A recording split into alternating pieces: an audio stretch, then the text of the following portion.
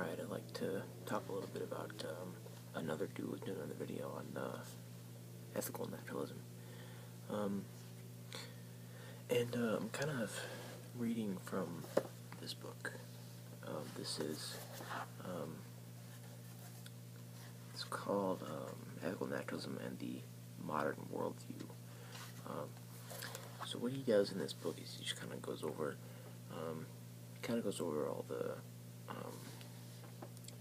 the ethical naturalism in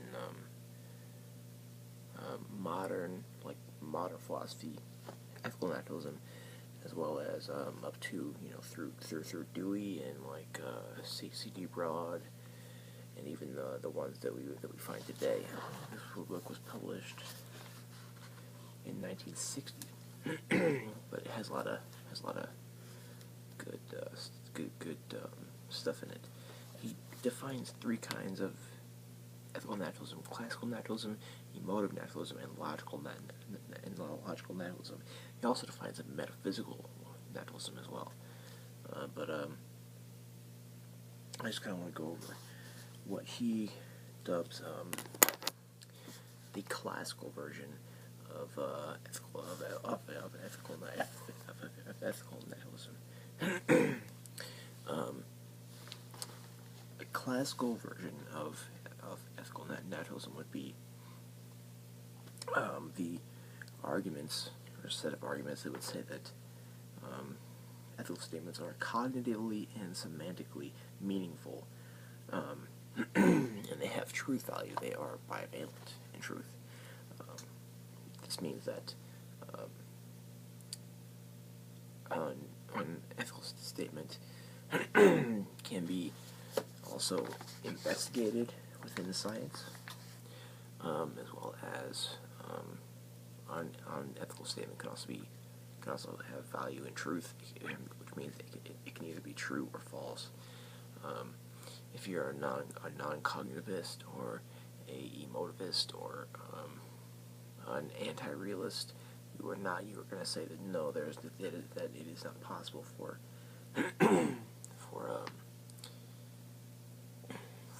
ethical statements to have truth value. So, like, if we're doing a philosophy of mathematics, then we normally for a theory in philosophy of mathematics, like intuitionism or structuralism or formalism, deductivism, logism, or whatever, or set theoretic millionism. Where you have to ask the question of a certain theory: what is it with respect to ontology, and what is it with respect to truth value? I think if we did that in ethics as well, within the area of metaethics, especially, we would kind of get a better understanding of what we're talking about. So, in truth value, like I said, this classical version is realism in truth value, which means it is independently of our minds, always true or false. Every single ethical statement is always that. In ontology, however, it is not realist, and it's not ontologically significant at all. There's no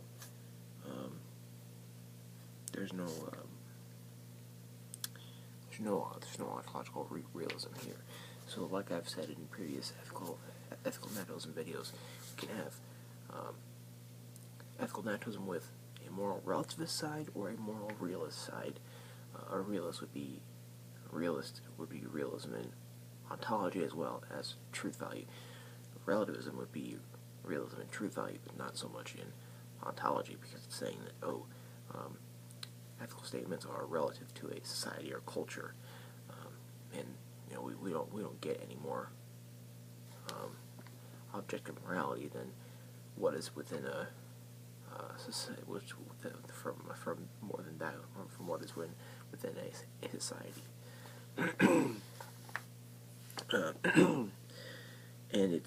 And basically classical naturalism is basically an application of natural and historical sciences. So I just kind of want to go over in this book. There's like a few statements here of what certain things like good means. Okay, so number one, X is good means I, the speaker, like or desire X. That's the Hobbesian. I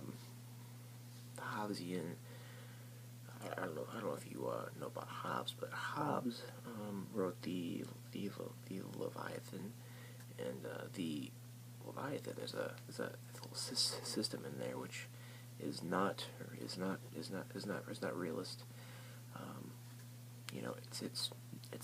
It's very naturalistic, but it's not. It's definitely not realist. 2. X is morally good means the one who is agreed upon, judge or ruler likes or desires X. Also Hobbes. 2.1 X is good in itself means X is pleasant. Now, these are consequentialistly formed, ethically natural, reducible statements, pretty much. X is morally good means a typical disinterested person, well informed of the facts, would, under ordinary circumstances, have that feeling or attitude toward X, which we call approval. That's by Hume.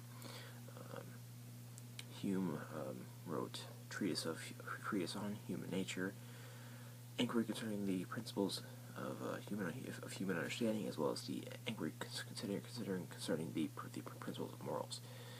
So he's a really good person to read, which I should probably read more. 3.1 X is good in itself means X is desirable for its own sake. Thus it's intrinsic. X is desirable for its own sake. X is such that it would be desired by any normal person with knowledge and experience of it. That's Mill and perhaps Bentham. That's what Adams says. This book is written by E.M. Adams. 3.2 X is morally good in itself means X is desirable by society. X is such that in the general means of attaining it are looked upon with favor by the people of the society which they are well informed about it, and obstacles or hindrances to its attainment are looked upon with disfavor. That's Mill.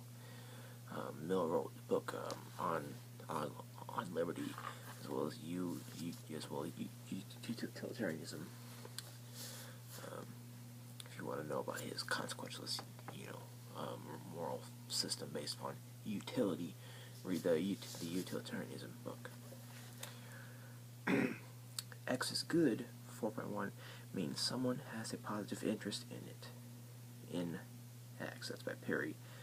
X is morally good means X is the object of an inclusive, integrated set of relevant interests. Also by Perry. X is good means X is truthfully judged to be such that it would promote, further, or assist the course of activity. That's by John Dewey. He has a book. He has a book on ethics, which is by Tufts also, which I have read a little of. He kind of refers to ethics in terms of conduct too, which I find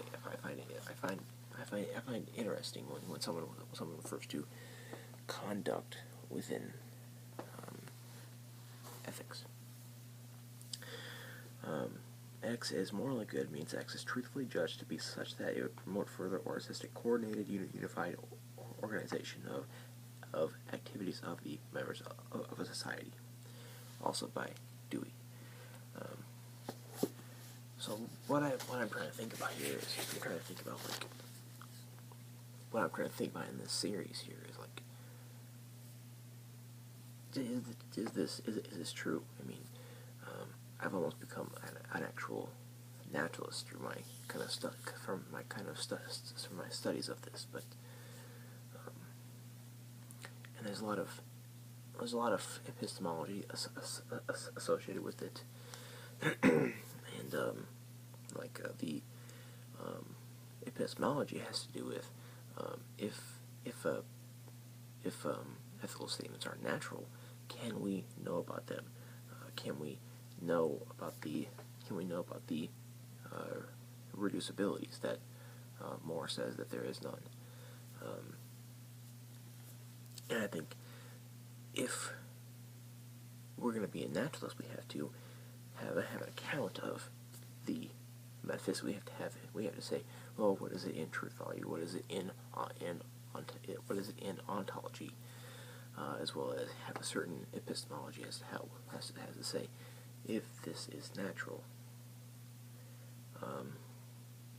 What is our knowledge of them? Can we know about them totally? Can we know about them totally, or what?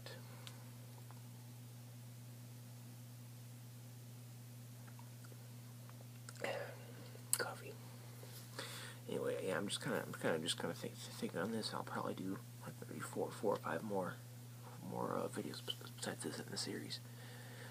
I'm just gonna kind of come to a conclusion, kind of what I think about it. So, thanks. I have all the rest of my ethical series of my ethical naturalism playlist or series in the ethics playlist.